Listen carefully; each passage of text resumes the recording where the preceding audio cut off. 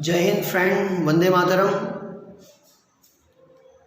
In previous chapter, in 10th chapter, we already studied the reflection and refraction of light through the mirror and the lens. Now here in this chapter, we are going to understand the phenomena of light. So many phenomena we observed in our daily life. Okay, and the most important instrument is our eye. You know very well, our eye is a natural lens.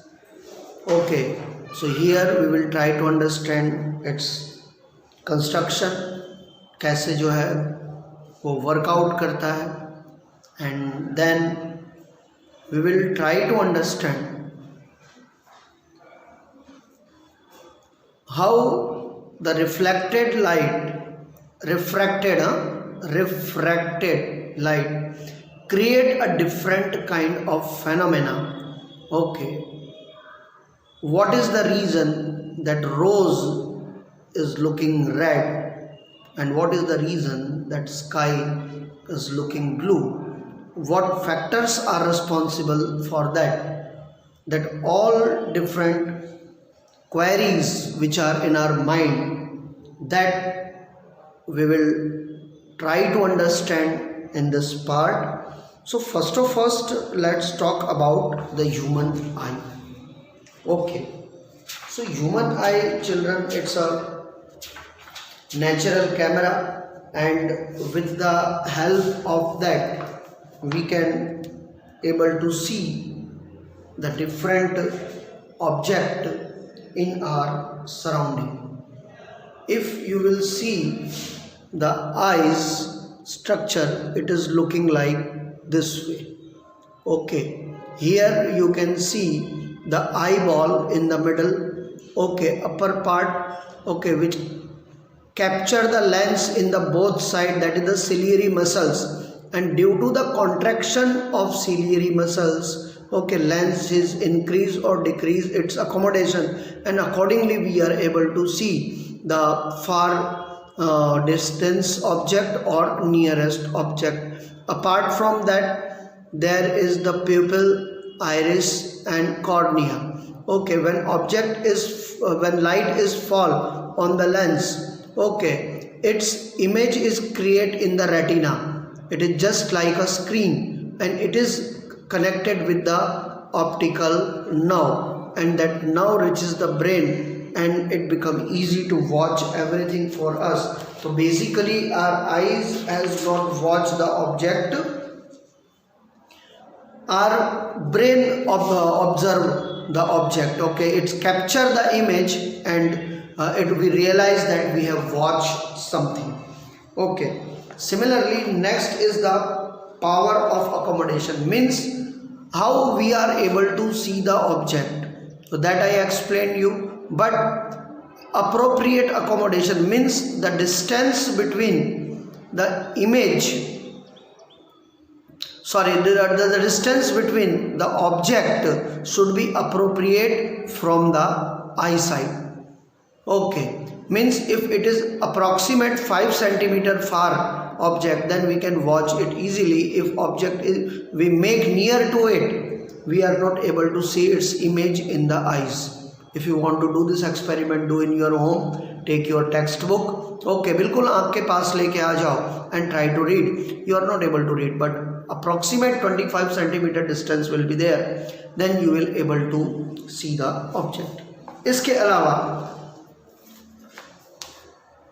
certain problems are there which are related to eyes, and that is the myopia.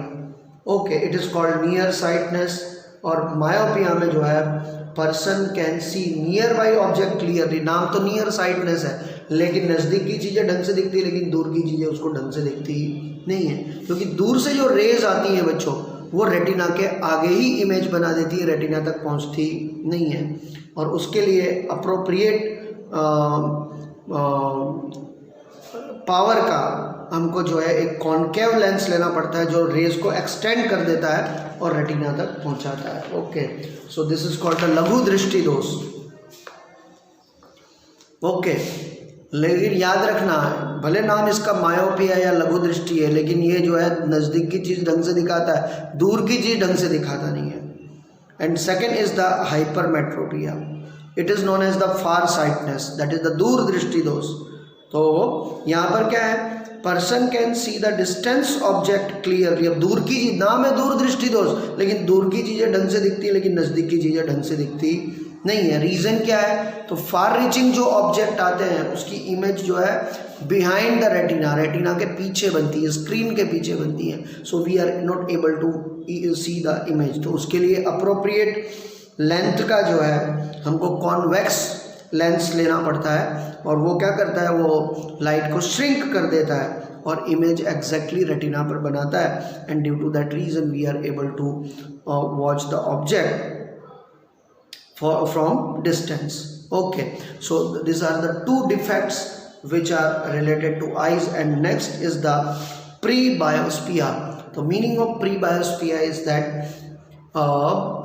due to the age, उम्र बढ़ने की वजह से, बराबर है, अब ऊपर के जो थे वो आई बॉल में जो है डिफेक्ट क्रिएट होने की वजह से क्रिएट होता है, जबकि ये उम्र में बढ़ने की वजह से जो सिलियरी मसल्स है वो थोड़ी कमज़ोर पड़ जाती हैं। And due to that reason they are not able to adjust the lens as per its accommodation, and due to that reason we are so many times not able to see the near object and so many times far. So we use the lens of both convex and concave. In Gujarati it is said so many times, when person has passed the age of 40 or 42, तो in Gujarati it is said in बेताला आ भी गया। बेताला means इसको concave and convex lens दोनों के दोनों use हो रहे हैं। मोस्टली तो ऊपर का जो मिरर होता है वो प्लेन ही होता है, क्योंकि दूर की चीज़ें तो आराम से दिख जाती है ना, तकलीफ नज़दीक के में होती है, तो उसके लिए जो है फिर उसके लिए जो है कॉन्केव लेंस का जो है इस्तेमाल किया जाता है। एंड लाइक दैट वे उस डिफेक्ट को करेक्ट करते हैं।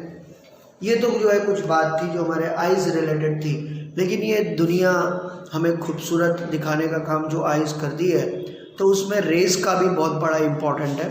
सो how rays has play with our eyes, हमको जो दिखता है वो सच में दिखता है क्या, बराबर है, ये एक बहुत बड़ा क्वेश्चन है। That answers we will try to understand in this part. अब हम यहाँ से आगे उसी को समझने की कोशिश करेंगे।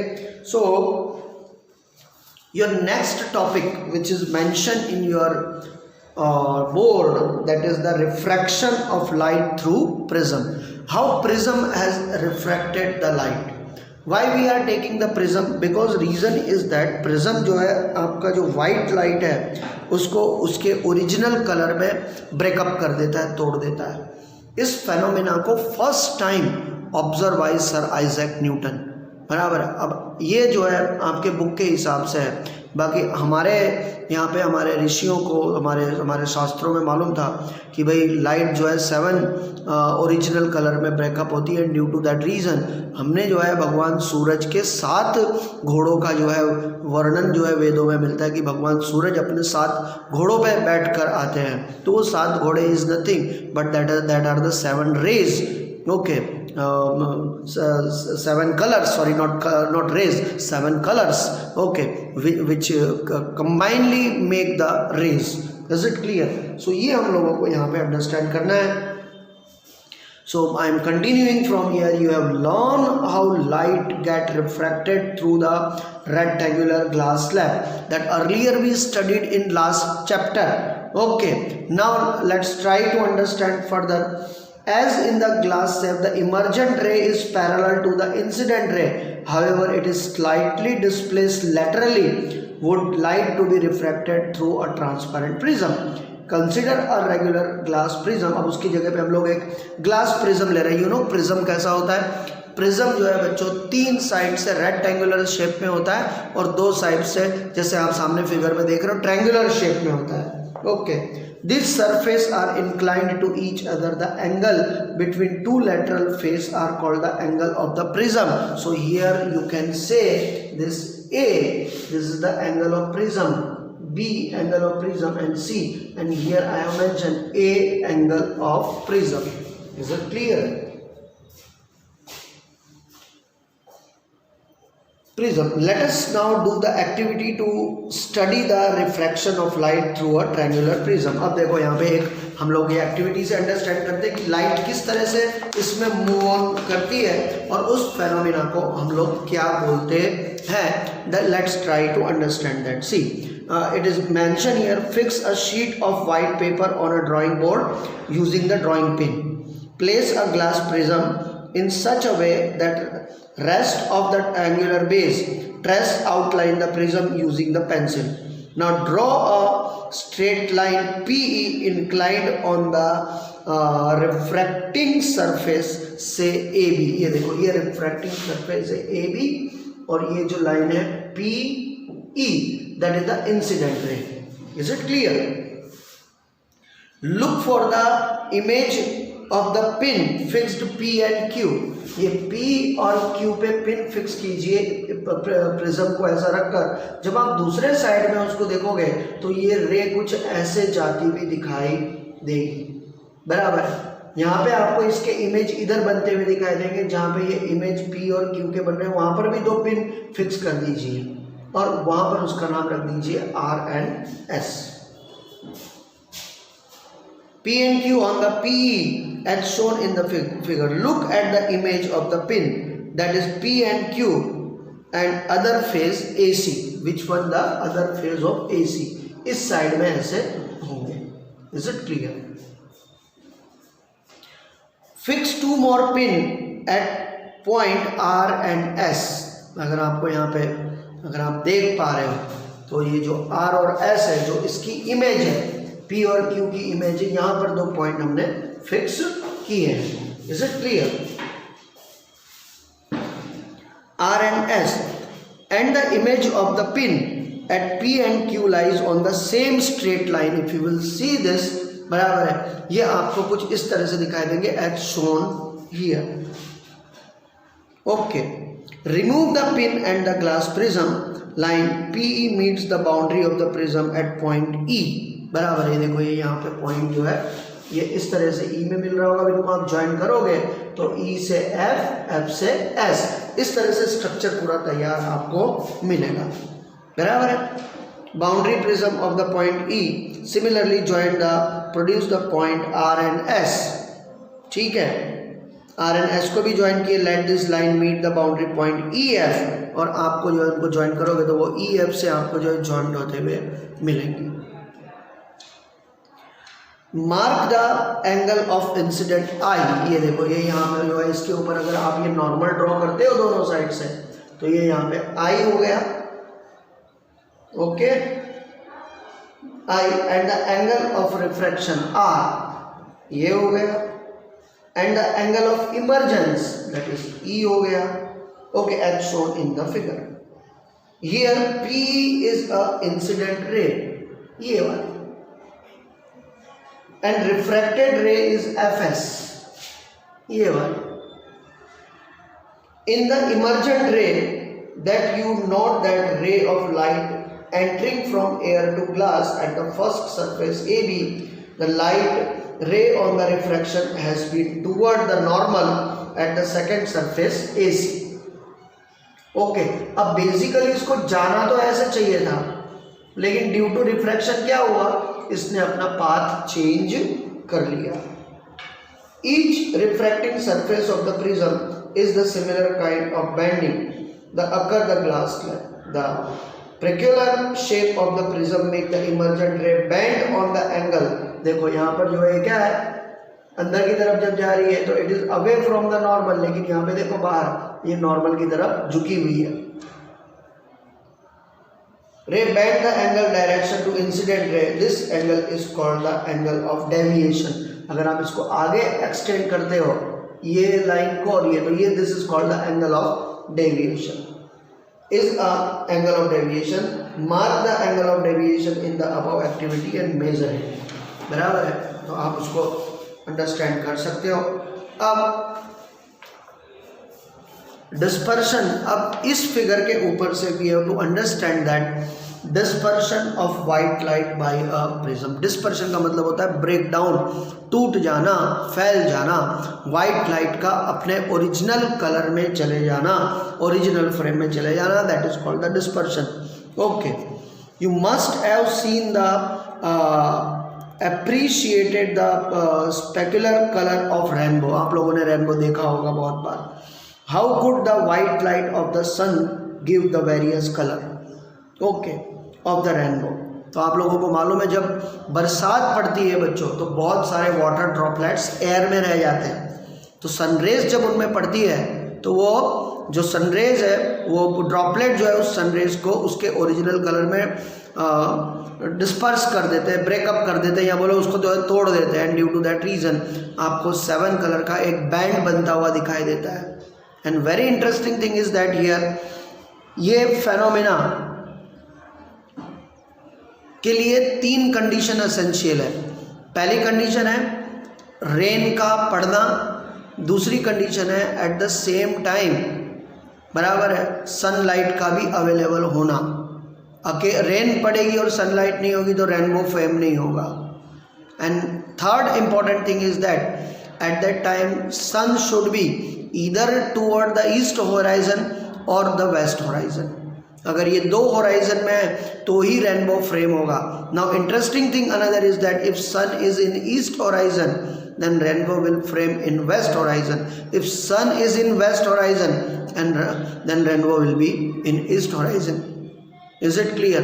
ये 3 कंडीशन होगी तो, और याद रखना कभी भी किसी और डायरेक्शन में रेनबो फ्रेम होता नहीं है। अनदर थिंग आप लोगों ने मोस्टली ये देखा होगा कि रेनबो आप लोगों को जो है ऐसे सेमी सर्कल में दिखाई देता है, लेकिन फॉर्चुनेटली अगर उस समय अगर आप किसी प्लेन में उड़ रहे हो और ऐसा फेनोमेना हो तो वहाँ पे आपको एंटायर रेनबो सर्कुलर पाथ में दिखाई देगा। बराबर है, ये भी एक बड़ी मज़ेदार बात है which I am sharing with you.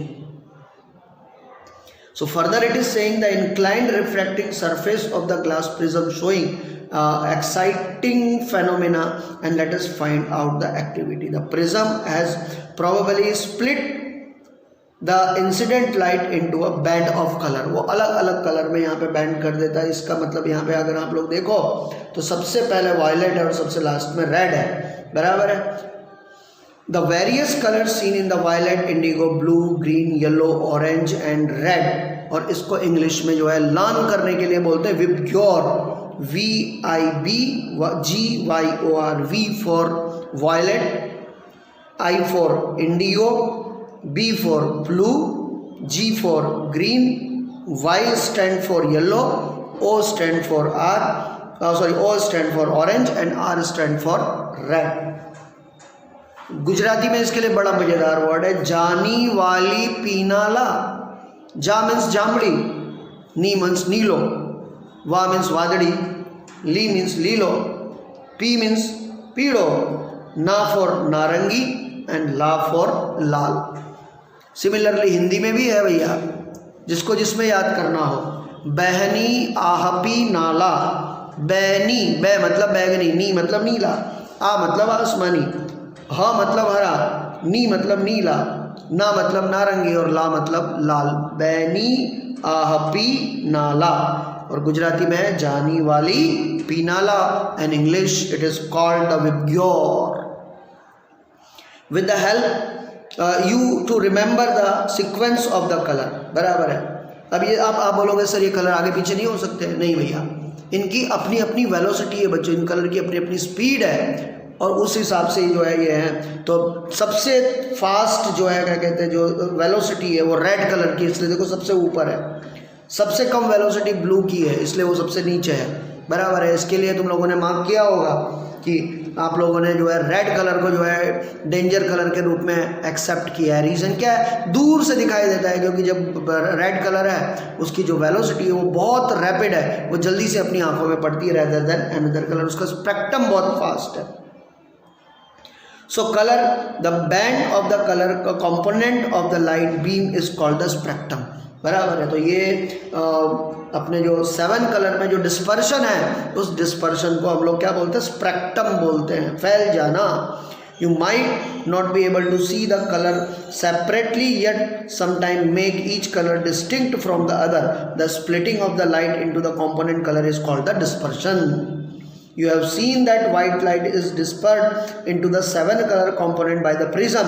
Okay, why do we get these color? Different color of the light band through the different angles are respect the incident ray as passed through the prism. The red light band the least while the violet is the most, and because of that reason red की velocity सबसे ज़्यादा है, क्योंकि जो कम झुकेगा वो ज़्यादा जो है प्रोग्रेसिव होगा, जो ज़्यादा झुकेगा वो कम प्रोग्रेसिव होगा. Thus the ray of each color emerge through the different path and thus become distinct. It is bent to the distinct color, that is we see the spectrum. उसी को हम लोग स्पेक्ट्रम बोलते हैं. तो Isaac Newton sir, who was the first time used the glass prism to obtain the spectrum of sunlight, he tried to split the color of the spectrum of the white light further by using the another similar prism. अब बच्चों अगर जो prism से जो light आ रही है, बराबर है, अब हम कैसे मान लें कि भाई ये जो रेज आ रही है उसी वाइट लाइट में से ये 7 कलर बने हैं. तो आइजैक न्यूटन ने क्या किया, जैसे सामने आप ट्रायंगल देख रहे हो तो वैसे ही उन्होंने एक उल्टा ट्रायंगल रख दिया, बराबर है. तो वो जो आपको यहाँ पे जो एस रेज जो दिख रही हैं वो रेज को इन्होंने जो है वापस दूसरे प्रिज्म में जो है जाने दिया, जैसा कि आपके पिक्चर में आप यहाँ पे बुक में देख पा रहे हो, दिस वन, बराबर है. तो जब दूसरे में से जब पास ऑन हुई तो सातों के सातों जो कलर थे it has again converted into white light और स्क्रीन में एक वाइट डॉट दिखाई दिया. Is it clear? तो इससे आइजैक न्यूटन सर ने ये जो है बताया सबको कि जो कलर है वो जो सन का कलर है वो 7 अलग अलग कलर का मिक्सिंग है, बराबर है, वो जो है कोई एक इंडिविजुअल कलर नहीं है. ठीक है, तो ये तो आप लोगों को जो है दिमाग में रखना है colour. And then place the second identical prism in the interval position with respect to the first prism as shown in the figure which I shown you just now. Allow the color of the spectrum to pass through the second prism. He found the beam of white light emergent from the another side of the second prism. This observation gave the Newton the idea of the sunlight is made up 7 color. Okay, a rainbow is a natural spectrum appearing in the sky after the rain shower that I explained you everything, and that is the phenomena, बराबर, जो हमारी I observe करती है. how it has happened, what is the reason, that also I have explained you. इसके अलावा आपको nature में बच्चों बहुत सारे दूसरे फेनोमेना देखने को मिलते हैं, that is the atmospheric refraction. इसमें जो पहला फेनोमेना देखने को मिलता है that is the twinkling of star, तारों का चमकना, बराबर. अब तुम लोगों को मालूम है कि जब यहाँ से एक तो तारे जो है क्रॉस ऑफ किलोमीटर दूर जो है क्या कहते हैं, तो जब वो वहाँ से जब रेस चलती हैं, बराबर है, तो उनको अलग अलग एटमॉस्फेयर में से पास होना पड़ता है. तो जब वो अलग अलग एटमॉस्फेयर में से पास होती है तो उनका जो पाथ होता है वो डेविएट होता है. And due to that deviation जब हम उन्हें अपनी आंखों से देखते तो हमको ऐसा लगता है कि वो जो है चमक रहे हैं. एक्चुअली वो लाइट जो है कुछ लाइक दिस वे, मेरी उंगली आप देख सकते हो कुछ इस तरह से आ रही होती है, लाइक दिस वे, ऐसे आ रही होती है, लाइक दिस वे.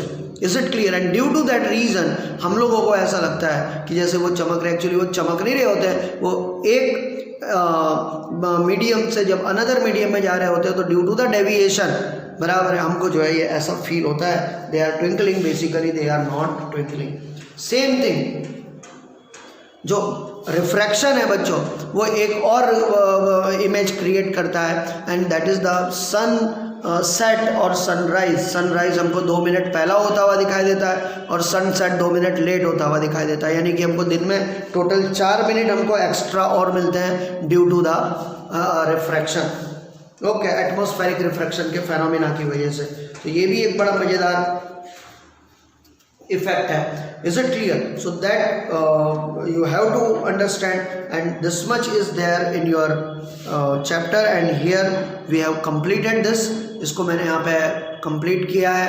आप लोगों को डेफिनेटली समझ में आया होगा how the light is important in our life. Just imagine, जिनको जो है दिखाई नहीं देता है जिनकी आंखें नहीं हैं उनको कितनी समस्याएं खड़ी होती हैं। इसलिए अपने आंखों की कदर कीजिए और सही चीज़ देखिए, ये that is the most important thing. Okay, and what ever you observing, okay, what are the logic behind that, that all try to understand, and better way you will understand your world. Okay, bye, see you all of you and take care.